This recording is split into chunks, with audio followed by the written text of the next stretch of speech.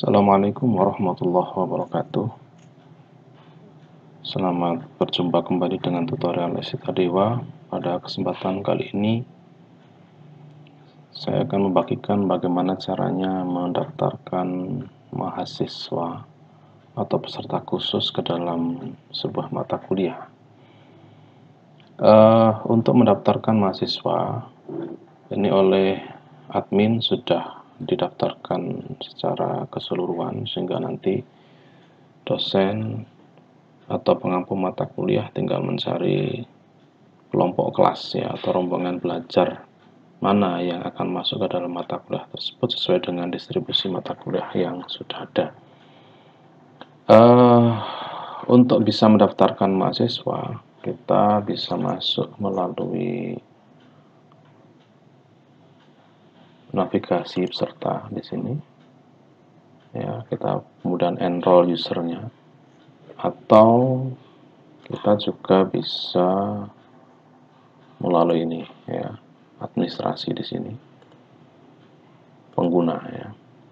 Dimana di pengguna ini nanti itu kita bisa melihat pengguna yang terdaftar, metode yang digunakan, ya, apakah nanti pendaftaran mandiri atau manual ya. Jadi pada prinsipnya mahasiswa bisa mendaftar sendiri ya melalui self enrollment yang kemudian di situ nanti kita bisa memberikan password untuk bisa masuk ke dalam mata kuliah tertentu atau manual yang dosen bisa mendaftarkan ya.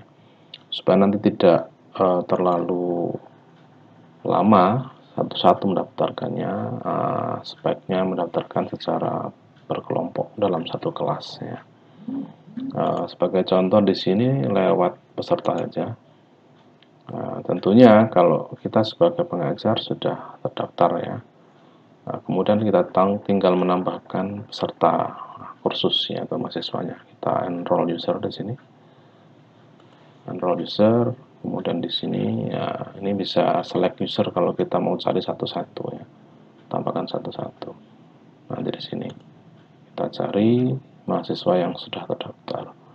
Kalau mahasiswa yang didaftarkan lebih dari 100 itu tidak akan ketemu ya, tidak ditampilkan, tetapi bisa di search ya namanya siapa gitu ya, bisa diketik namanya di sini.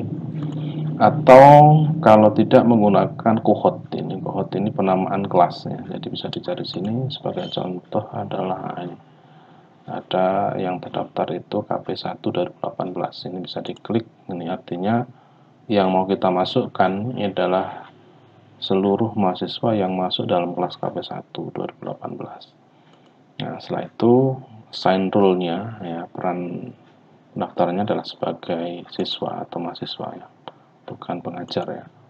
Nah, kemudian enroll and selected user and cohort.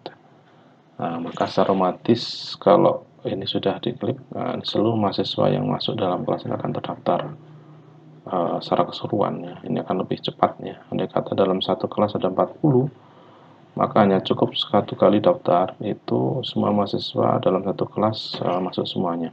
Beda kalau manual tadi ya. Nah, di sini kita bisa melakukan editing. Kalau suatu misalnya ternyata kita rubah jadi teacher atau apa, kita edit di sini. Atau bahkan kita bisa delete ya. Kita hapus. Andai kata di sini memang ada seseorang atau mahasiswa yang bukan dari kelas kita, bisa kita hapus.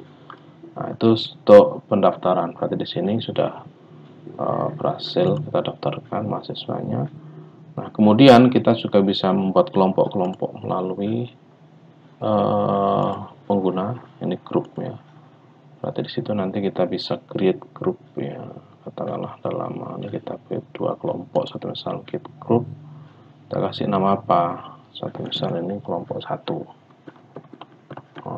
Kelompok 1 ya, ID numbernya nggak perlu, grup deskripsinya juga nggak perlu. Nah, ini bisa kita tambahkan passwordnya untuk bisa masuk kelompok 1. Katakanlah ini kelompok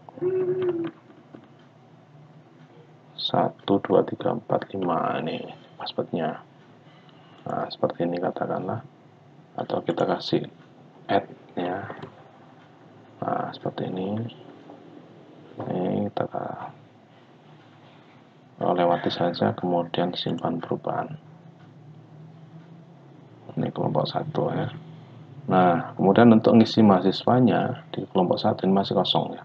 Kita add and remove user di sini. Kita tambahkan siapa yang kita mau masukkan. Contohnya adalah 2 orang ini untuk kelompok 1. Ya, kita tambah. Nah, ini berarti di kelompok 1 itu ada 2 siswa. Nah, kita bisa tambahkan lagi grup dan lain sebagainya. Back to group. Ini kalau kita mau tambah grupnya, berarti create group lagi. Ini kalau pakai grup. Nah, kemudian kita juga bisa memantau aktivitas mahasiswa seperti apa ya. Melalui ini laporan ya, seperti ini. Laporan. Kita klik aja laporan. Nah, ini activity completion. Untuk melihat laporan atau report dari mahasiswa. Contohnya adalah activity completion.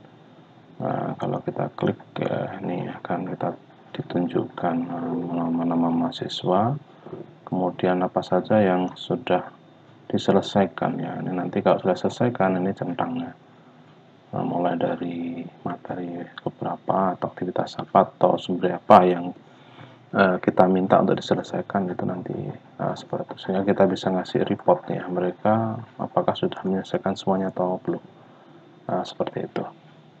Kemudian dosen juga bisa katakanlah ingin melihat tampilan mata kuliah sudah dibuatnya seperti apa, bisa masuk di sini, ganti peran menjadi ya, itu berarti adalah melihat tampilan dari sisi mahasiswa atau siswa. Nah, ini berarti seperti ini kira-kira tampilan yang bisa dilihat oleh mahasiswa ya, dan seterusnya. Kita kembali lagi peran kita sebagai dosen, kembali ke peran saya normal, seperti itu. Nah, ini kira-kira bagaimana kita melakukan atau menambahkan aktivitas dan sumber daya, serta melihat dan menambahkan grup, serta menambahkan peserta mata kuliah ya. Karena kalau kita buat mata kuliah sementara tidak ada pesertanya, nanti mahasiswa tidak bisa mengikuti. Jadi itu yang harus kita lakukan. Saya kira itu, mudah-mudahan bermanfaat. Terima kasih. Saya kira, assalamualaikum warahmatullahi wabarakatuh.